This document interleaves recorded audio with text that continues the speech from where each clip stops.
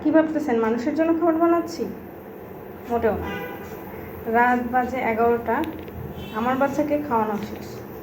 এখন এটা রেডি করছি পাখির জন্য, বাচ্চার জন্য। আরও আমার ছোটো ছোটো আরও 2টা বাচ্চা আছে। এই যে এটা রেডি করতেছি, একদম যেটা ছোট সেটাকে হ্যান্ড ফিট করাতে হয়। তো আমি হ্যান্ড ফিট হরমোনটা দিচ্ছি না, আপাতত একটু সুজি দিচ্ছি। আর এই যে এটাকে এখনও খাওয়াই নেই, খাওয়াবো। তার কিন্তু বয়স 1 মাস পার হয়ে গেছে, সে একা একা খেতে পারে, কিন্তু সমস্যা হচ্ছে খাবার দিয়ে রাখলে খায় না।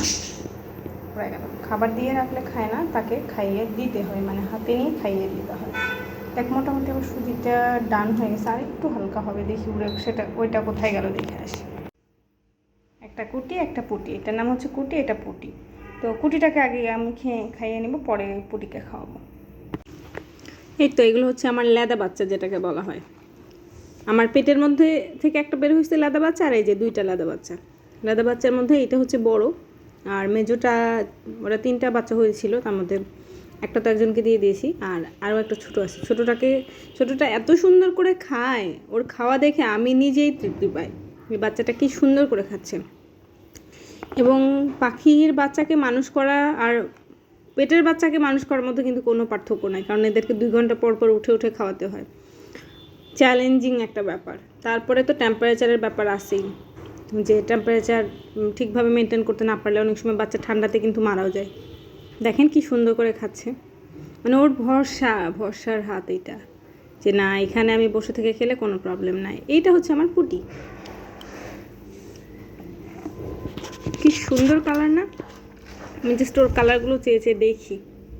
এই যে কুটি খাবার খাচ্ছে আর ফেলছে, পাখা ঝাপটে ঝাপটে খাবার নষ্ট করতেছে। এই যে দুজনকে কি সুন্দর করে আদর করবে। কুটির আপাতত আমার সাথে পড়ছে না, কারণ ওর পুটিকে দেখে ভালো লেগেছে, এখন ও পুটির কাছে যাবে। এই যে আদর করবে।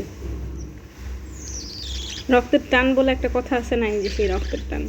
যেহেতু পুটি অনেক ছোট, তো পুটি তো এখনও মানে হ্যান্ড ফিড ওইভাবে করে, তো যার জন্য পুটিও বুঝতেছে না যে ও আসলে ওরকম কেন করছে।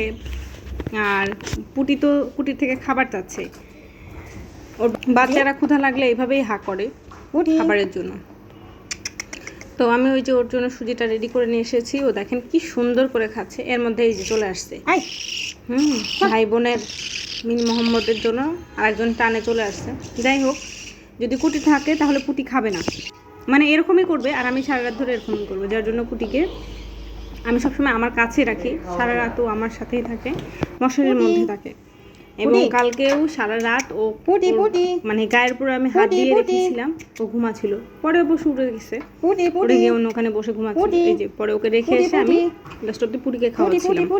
ও খুব সুন্দর করে ওর পেট মানে যতটুকু আটবে ও সুন্দর করে খেয়ে নিয়েছে। পুটিকে আমার খুব বেশি কষ্ট করতে হয় না, কিন্তু কুটিকে হ্যান্ড ফিডিং করাইতে আমার খুবই কষ্ট হয়েছে, কারণ ও মুখ খুলতো না এবং খাবার খেত না। কিন্তু পুটি সেটা আমাকে করায় নাই।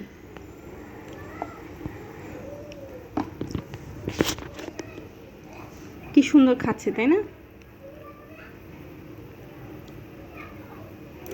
মায়ের জিনিস এইগুলো।